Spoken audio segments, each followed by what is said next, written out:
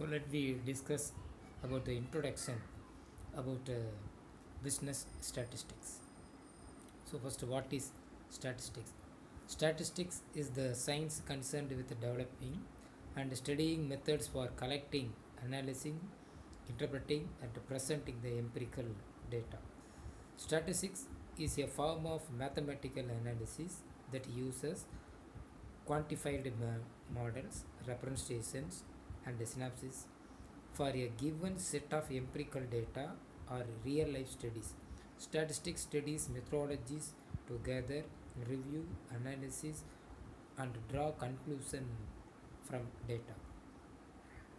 Then meaning of statistics. Statistics, that a word is often used, has been derived from a Latin word status, that means a group of numbers or figures those represent some information of our human interest. Then we find statistics in everyday life, such as in books or other information papers or TV or newspapers. Then, although in the beginning it was used by kings only for collecting information about status and other information which was needed about their people, their number, revenue of the state, etc. So பொதுவாக statistics அப்படின்றது என்ன அப்படின்னு சொன்னால் புள்ளியல் விவரம். இப்போ கவர்மெண்ட்டில் பார்த்தீங்க அப்படின்னு சொன்னால் மக்கள் தொகை கணக்கெடுப்பு எடுக்கிறாங்க, வருமான கணக்கெடுப்பு எடுக்கிறாங்க, அப்புறம் பர்டிகுலர் நோயினால் பாதிக்கப்பட்டவங்க எவ்வளோ பேர் இருக்கிறாங்கன்னு எடுக்கிறாங்க, ஒரு ஏரியாவில் எவ்வளவு பீப்புள்ஸ் இருக்கிறாங்கன்னு எடுக்கிறாங்க, படிக்கிற பசங்க எவ்வளோ பேர் இருக்கிறாங்க, இப்படி நிறைய விஷயங்கள் வந்து கவர்மெண்ட் எடுக்கிறாங்க. இது ப்ரைவேட் சைடில் பார்த்தீங்க அப்படின்னு சொன்னால் தன்னுடைய பிஸ்னஸை பற்றி கேதர் பண்ணி வச்சுக்கிறாங்க. மார்க்கெட்டில் நமக்கு எவ்வளோ கன்சியூமர்ஸ் இருக்காங்க, கஸ்டமர்ஸ் இருக்கிறாங்க, இப்போ உள்ள மார்க்கெட் ட்ரெண்டிங்னா யார் யார் காம்படிட்டர்ஸ் இருக்காங்க, எவ்வளவு சப்ளை பண்ணுறோம், அதுக்கு எவ்வளவு டிமாண்ட்ஸ் இருக்குது, இந்த மாதிரி காமன் பீப்புள் வந்து என்ன செய்யணும் அப்படின்னு சொன்னால் இந்த மாதிரி சேகரித்த தகவல்களை அவங்களுக்கு பப்ளிஷ் பண்ணுறாங்க. அது கவர்மெண்ட்டோ ப்ரைவேட்டோ பப்ளிஷ் பண்ணுறாங்க. அப்படி பப்ளிஷ் பண்ணுற டேட்டாவை நம்ம பார்த்து நமக்கு தேவையான டேட்டாவை நம்ம கேதர் பண்ணிக்கிறோம், தெரிஞ்சுக்கணும் இல்லையா? ஸோ இதுதான் definition of statistics. The term statistics has been defined in two senses, that is in singular and plural sense. So statistics has two meanings, as is in plural sense and in singular sense. And first one, in the plural sense, statistics are numerical statements or facts in any department of inquiry placed in relation to each other, AL according to AL Bowley. இப்படி புள்ளியல் விவரம் சேகரிக்கிறது எப்படி இருக்கும் அப்படின்னு பார்த்தீங்கன்னா அது வந்து numerical டேட்டாவாக தான் இருக்கும். அதாவது நம்பர், எண்ணிக்கை தான். அது எந்த டிபார்ட்மெண்ட் எடுத்தாலும் சரி, ஆமாம், அது private, government, education board, water board, public board, இப்படி எந்த ஃபினான்ஸ் டிபார்ட்மெண்ட்டு, இப்படி எந்த டிபார்ட்மெண்ட்டை டேட்டா எடுத்தாலும் அப்படி கலெக்ட் பண்ணுற டேட்டாவை எப்படி சப்மிட் பண்ண முடியும்? நியூமெரிக்கல் ஸ்டேட்மெண்ட்டாக தான் சப்மிட் பண்ண முடியும். அப்படி இருந்தது அப்படின்னு சொன்னால் அது நியூமெரிக்கல் டேட்டாவாக இருந்ததுன்னு சொன்னால் அது ஃப்ளூரல் sense. In the singular sense, statistics refers the body of technique, methodology which has been developed for the collection, presentation and analysis of quantitative data and for the use of such data in decision making.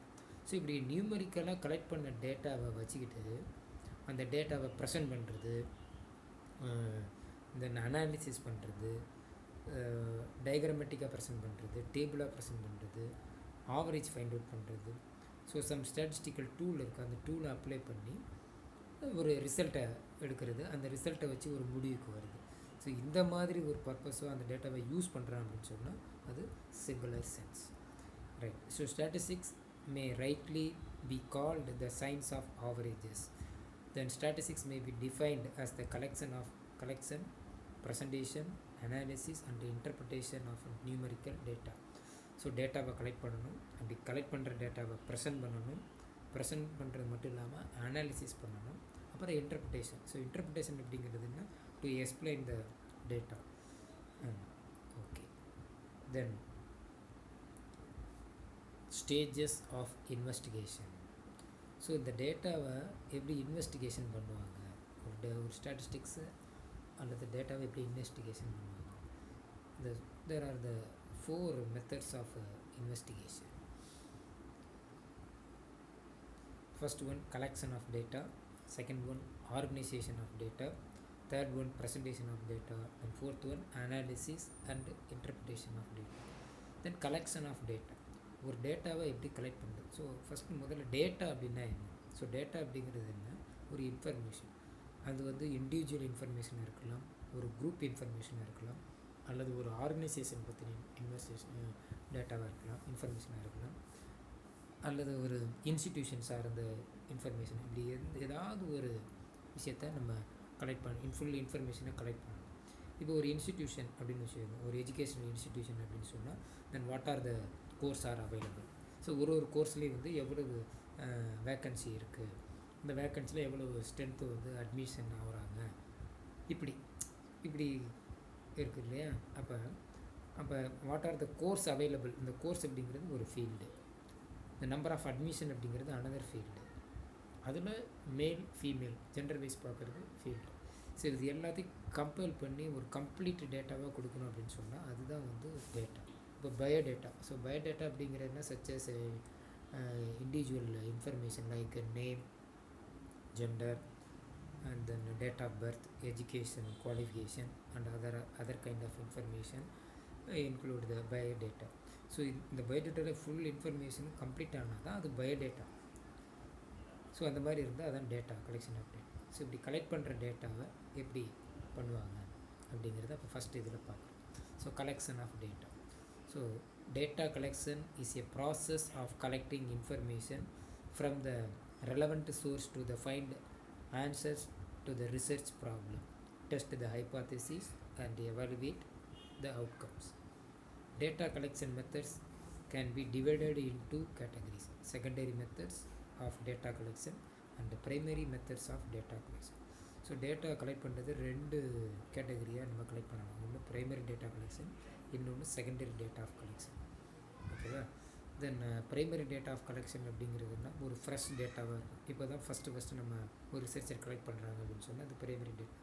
Secondary data அப்படிங்கிறது also available in any format like print format or internet or intranet sources and other kind of sources. ஒரு book எடுத்து நம்ம அதில் இருக்க இன்ஃபர்மேஷனை நம்ம டேட்டாவை எடுக்கணும் அப்படின்னு சொன்னால் அது செகண்டரி டேட்டா. அல்லது ஒரு இன்டர்நெட்டில் பார்த்து நம்ம எடுத்துக்கணும் அப்படின்னு சொன்னால் அதுவும் செகண்டரி டேட்டா. ஆனால் ப்ரைமரி டேட்டா அப்படி கிடையாது. ரிசர்ச்சர் வந்து ஃபஸ்ட் டைம் ஃப்ரெஷ்ஷாக கலெக்ட் பண்ணணும். அப்படி கலெக்ட் பண்ணுற டேட்டா தான் ப்ரைமரி டேட்டா. ஸோ இந்த 2 மெத்தடில் ஏதாவது ஒரு மெத்தடை யூஸ் பண்ணி தான் நம்ம டேட்டா கலெக்ட் பண்ணுவாங்க. Then methods of data collection. Then first one primary data are those which are collected afresh and for the first time and thus happen to be original in character and known as the primary data. ஒரு researcher வந்து முதல் collect பண்ணுறான் அப்படின்னு சொன்னால் அது primary data. So இந்த data are very fresh. இந்த data வந்து வேறு எங்கேயும் இருக்காது, இப்போ தான் ஃபஸ்ட்டு டைமாக கலெக்ட் பண்ணுறான். But secondary data are those which have been collected by some else and which have already been passed through the statistical process are known the as secondary data. முன்னாடி சொன்ன மாதிரி தான் ஒரு magazine, journal, news paper, TV news அல்லது internet sources இப்படி கலெக்ட் பண்ணுறோம் அப்படின்னு சொன்னால் அது secondary data. Okay. Then collection of primary data, techniques of primary data collection: experiments, surveys, interviews, observation, கொஸ்டினயர் and schedules. Then first one, some techniques of primary data: observation method, interview method, questionnaire method, schedule. இதான் வந்து most important method of primary data. So எப்படி data collect பண்ணாலும் இந்த 4 மெத்தடில் தான் primary டேட்டாவை collect பண்ணுவாங்க. அதில் ஃபஸ்ட் ஒன் அப்சர்வேஷன் மெத்தட்.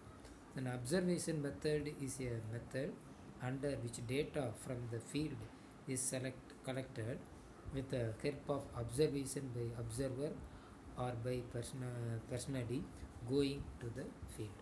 இப்போ ஒரு ஃபீல்டுக்கே போய் இங்கே என்ன நடக்குது அப்படின்னு சொல்லிட்டு, இப்போ வந்து ஒரு விவசாயி வந்து இந்த மாதிரி எங்கள் நிலம்லாம் பாதிச்சிருச்சு அப்படின்னு சொல்கிறான்.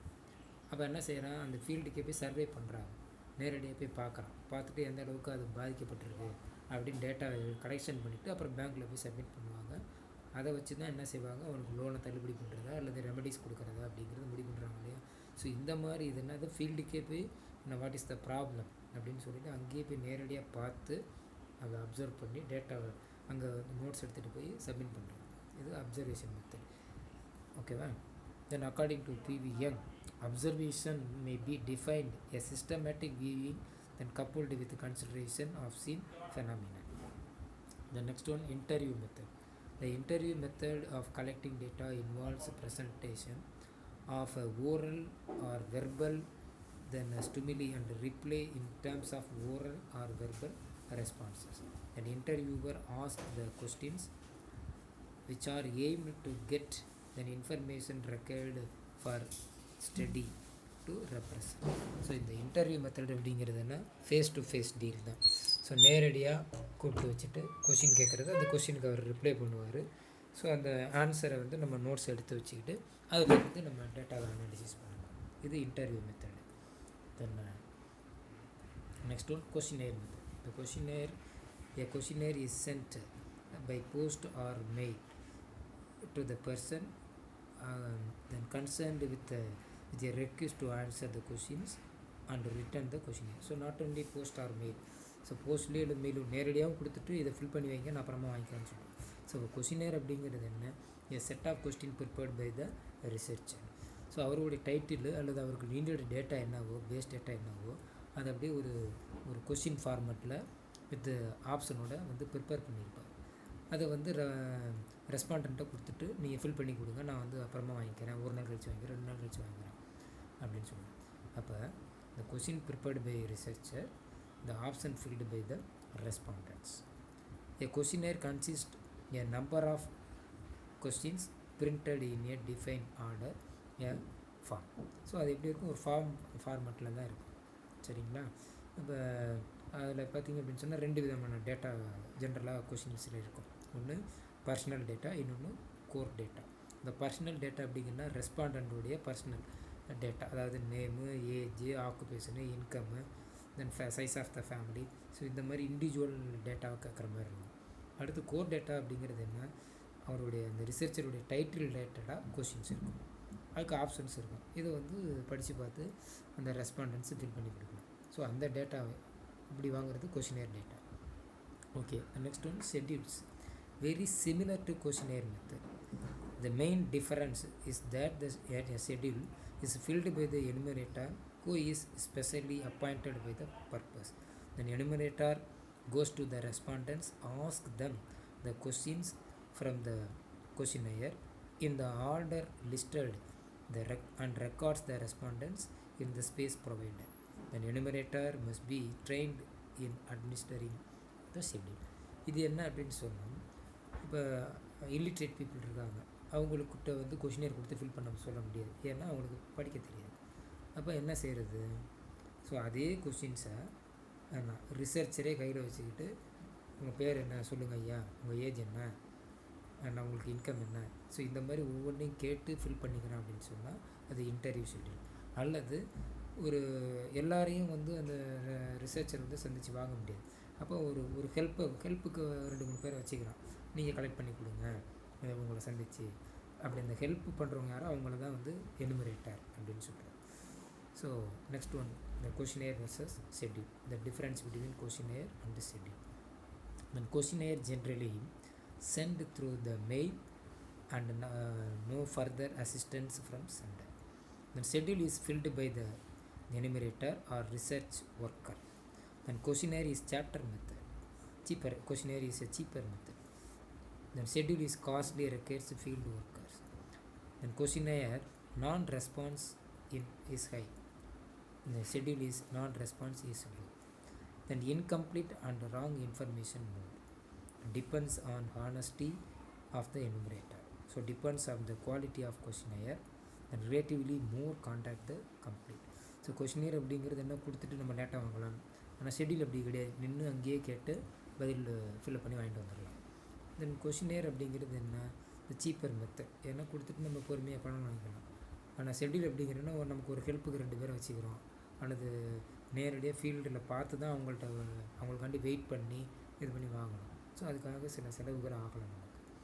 அதே மாதிரி இங்கே கொஷினியர் பார்த்திங்க அப்படின்னு சொன்னால் இந்த ரெஸ்பாண்டன்ஸ் வந்து சில கொஷின்ஸை வந்து ஒமிட் பண்ணிடுவாங்க, ஃபில் பண்ண மாட்டாங்க. அப்போ நான் ரெஸ்பான்சஸ் வந்து அங்கே அதிகமாக இருக்கும். பட் இன்டர்வியூ ஷெடியூல் அப்படி கிடையாது. அவங்களுக்கு தெரியலனாலும் நான் இப்படி ஃபில் பண்ணிக்கலாமா அப்படின்னு கேட்டுட்டு இந்த ரிசர்ச்சரே ஃபில் பண்ணிக்கிறாரு அல்லது ரிமுனரேட்டை ஃபில் பண்ணிக்கிறாங்க. அடுத்து incomplete of wrong information is more. So அவங்க வந்து இன்கம்ப்ளீட்டாக தான் கொடுக்குறாங்க சமயத்தில் கொஷினியர் அந்த ரெஸ்பாண்டன்ஸ். பட் ஷெட்யூல் அப்படி கிடையாது. ஸோ அந்த நம்ம கலெக்ட் பண்ணுறவங்க எந்த அளவுக்கு அவங்கள்ட்ட நம்ம வந்து பொலைட்டாக நடந்துக்கிறோமோ அதை பேஸ் பண்ணி அங்கே நமக்கு டேட்டா கிடைக்கும். So there are the difference between questionnaire and schedule. Then second one, organization of data. So data organization in bold terms refer to the method of classifying and organizing data sets to make them more useful. Some IT experts apply the preliminarily to physical records, although some types of data organization can also be applied to the digital records. So இப்படி data வந்து ஒரு 100 பேர்கிட்ட வாங்குகிறோம், 200 பேர்கிட்ட வாங்குகிறோம் அப்படின்னு சொன்னால் அந்த 100 பேரோட டேட்டா எப்படி இருக்கும், ஒவ்வொன்றும் இண்டிவிஜுவலாக தான் இருக்கும். அந்த இண்டிவிஜுவல் டேட்டா எல்லாத்தையும் எப்படி நம்ம வந்து இன்டகிரேட் பண்ணுறது, ஒரு ஃபார்மேட்டுக்கு எப்படி கொண்டு வருது அப்படிங்கிறது தான் இந்த ஆர்கனைசேஷன் டேட்டா.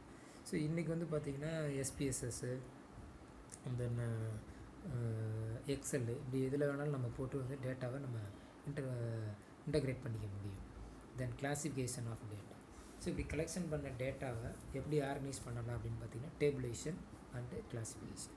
ஸோ கிளாசிஃபிகேஷன் அப்படிங்கிறது என்ன, அந்த டேட்டாவுடைய நம்ம கொஷினேரில் வாங்கியிருக்கோம் அல்லது அப்சர்வேஷன் மெத்தடில் வாங்கியிருக்கோம் அப்படின்னு சொன்னால் அந்த டேட்டாவை எப்படி ஷோ பண்ணுறது, எப்படி பண்ணுறது அப்படிங்கிறது அந்த கிளாசிஃபிகேஷன். இப்போ வந்து ஜெண்டர் வைஸ் அப்படின்னு வச்சுக்கோங்க. இப்போ ஜெண்டர் வைஸ் அப்படிங்கிறப்ப மேல் ஃபீமேல், அப்போ வி கிளாசிஃபைடு த ஜெண்டர் இது.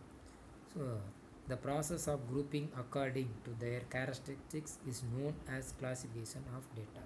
So there are some classification of data or types of classification of data.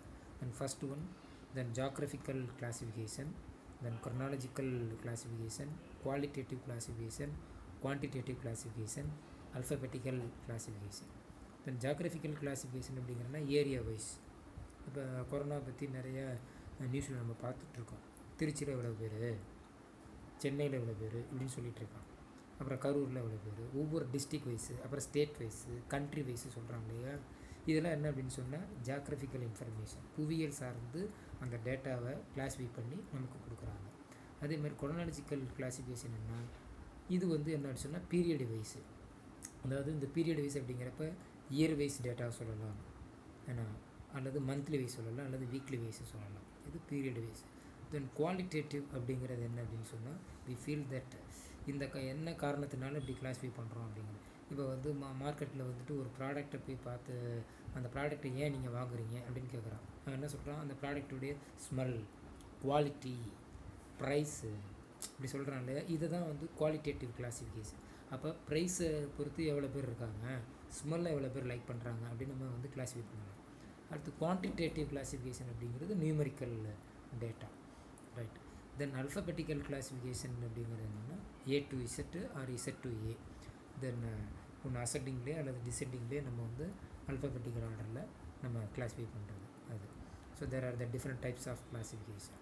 Okay, இப்படி கலெக்ட் பண்ண அந்த நியூமரிக்கல் டேட்டாவை நம்ம எப்படி செட் ஆஃப் கொண்டு வருது அப்படின்னு பார்க்கும்போது கலெக்ட் பண்ண டேட்டாவை ரா டேட்டா அப்படிங்கிறது. ஸோ இந்த ரா டேட்டாவை சீரியஸ் வைஸு பிரிக்கிறது. இப்போ இந்த ஒரு இண்டிவிஜுவலாக பார்த்தோம் அப்படின்னு சொன்னால் அது இண்டிவிஜுவல், அப்போ அதை குரூப்பாகவும் பிரிக்கலாம் நம்ம. Okay, then statistical series, systematic arrangement of statistical data. Raw data means data collected in original or crude form. Then series, arranging the raw data in different classes according to given order or sequence is called series. நம்ம எப்படி நம்ம அந்த டேட்டாவை வந்து பிரித்து காட்டுறோம் அப்படிங்கிறது அந்த சீரியஸ் அப்படிங்கிறது. Then conversation of raw data into series, then individual series and frequency series. Then individual series அப்படிங்கிறதுனா without frequency. Frequency series அப்படிங்கிறதுனா we set the frequencies. So individual அப்படிங்கிறப்போ ஒரு கிளாஸில் வந்து ஒரு சப்ஜெக்டில் நிறைய பேர் மார்க் வாங்கியிருக்காங்க.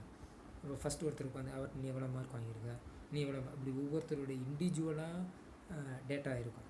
அப்போ ஏங்கிறவர் எவ்வளவு, பிங்கிறவர் வந்து இப்படி இண்டிவிஜுவலாக இருந்தால் அது இண்டிவிஜுவல் சீரீஸ். இந்த ஃப்ரீக்வன்சி அப்படிங்கிறது என்ன, இந்த பர்டிகுலர் மார்க்கை வாங்கினவங்க எத்தனை பேர் அப்படின்னு பார்க்குறது தான் frequency. So individual series the arrangement of raw data individually without frequency, right. Then frequency அப்படிங்கிறத வந்து ரெண்டு ஃபர்தர் பார்ட்டாக நம்ம பிரிக்கலாம். ஒன்று discrete series and frequency distribution or class interval series or continuous series. Okay, so discrete series or frequency array, so number of no class interval. So discrete series பொறுத்த வரைக்கும் class interval இருக்காது. இப்போ 40 marks வாங்கினவங்க எத்தனை பேர், 60 mark வாங்கினவங்க எத்தனை பேர் அப்படின்னு கேட்டோம் அப்படின்னு சொன்னால் அது discrete series. 40 to 50 எத்தனை பேர், 50 to 60 எத்தனை பேர் இப்படி கேட்டோம் அப்படின்னு சொன்னால் அது கிளாஸ் இன்டர்வல் சீரீஸ். அப்போ அங்கே இன்டர்வல் கொடுக்குறோம். 40 to 50 அப்படிங்கிறப்ப 40க்கும் 50க்கும் ஒரு 10 நம்பர்ஸ் இன்டர்வல் வருது இல்லையா, அதுதான் frequency distribution or class interval series or continuous series அப்படின்னு சொல்கிறோம். ஓகேவா. Then frequency distribution refers to a table in which observed values a variable are classified according to their numerical magnitude. The discrete series, a variable is called discrete if the variable can be only some particular values. இப்போ ஒரு கிளாஸில் வந்து நம்ம அந்த ஸ்டூடெண்ட்ஸுடைய ஒரு particular சப்ஜெக்டுடைய மார்க்கை gather பண்ணியிருக்கோம் அப்படின்னு வச்சுக்கோங்க. அந்த மார்க் தான் என்னது, வேரியபிள். அந்த வேரியபிளை நம்ம எக்ஸ்னு வச்சுக்கணும். ஸோ அந்த மார்க்கை நம்ம இண்டிவிஜுவலாகவும் ப்ரெசென்ட் பண்ணலாம், டிஸ்க்ரீட் சீரீஸ்லேயும் ப்ரெசென்ட் பண்ணலாம், கண்டினியூஸ் சீரீஸ்லேயும் ப்ரெசென்ட் பண்ணலாம். ஸோ அந்த மார்க் தான் என்னது, variable. Okay. Then presentation of data. So after collection of data, then how to present the data, that mean graphical presentation. ஒரு டயக்ராமேட்டிக்காக எப்படி டேட்டாவை ப்ரெசென்ட் பண்ணுறது. இப்போ நியூஸ் பேப்பர்லாம் பார்த்துருப்பீங்க, நமக்கு வந்து பார்த்திங்க அப்படின்னு சொன்னால் ஷேர் மார்க்கெட்டை பற்றி அங்கே டீட்டெயில் கொடுத்து சென்செக்ஸ் வந்து டயக்ராம்ஸ் போட்டு கொடுத்துருக்கோம். இப்போ டிவிலேயே நம்ம நியூஸ் பார்க்கும்போது டே வைஸ் வந்து இந்த கொரோனாவுடைய பாதிப்பு என்ன அப்படின்னு சொல்லிட்டு ஒரு சார்ட் போட்டு பார்க்குறோம். அது இன்க்ரீஸிங் லெவலில் இருக்கும், பார்த்துருப்பீங்க. ஸோ இதெல்லாம் என்ன அப்படின்னு சொன்னால் கிராஃபிக்கல் ப்ரெசன்டேஷன் ஆஃப் டேட்டா, ஒரு டயக்ராமேட்டிக்காக கொடுக்குறது. ஸோ இந்த டயக்ராமேட்டிக் வந்து நம்ம நிறைய வகையில் கொடுக்கலாம். எப்படின்னா சிம்பிள் பார் டயக்ராமாக கொடுக்கலாம், லைன் டயக்ராமாக கொடுக்கலாம், தென் பை டயக்ராமாக கொடுக்கலாம். ஸோ இப்படி வேணாலும் கொடுக்கலாம். A chart is graphical representation of data in which the data is represented by the symbol such as bar in a bar chart, line in a line chart, a slice in the pie chart. Okay, so next class வந்து நம்ம sampling